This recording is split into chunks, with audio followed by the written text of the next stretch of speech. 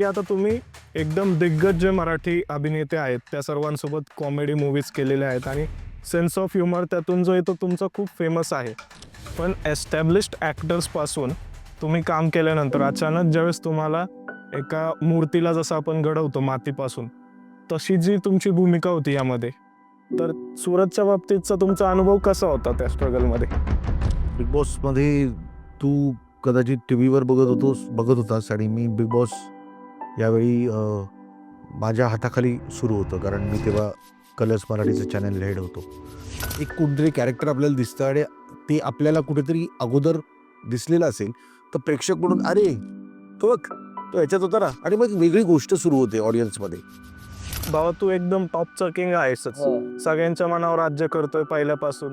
तर तुला कसं वाटतं टिकटॉकला मोबाईलला दिसत होतो मी अख्खीकडे व्हायरल झालो होतो, पण आता बिग बॉस मध्ये अख्ख्या घरात पोहोचलोय मी. की ज्यावेळेस तुझ्याकडे हा प्रोजेक्ट आला आणि तुला ज्यावेळेस सरांनी सांगितलं की अशी भूमिका आहे आणि एका वेगळ्या पात्रामध्ये तू दिसणार आहे आणि इव्हेंच्युअली सूरज सोबत तुला ऍक्ट करायचंय, सो तुझं फर्स्ट रिॲक्शन काय होतं आणि तू कसं ती प्रोसेस केली पुढे मग?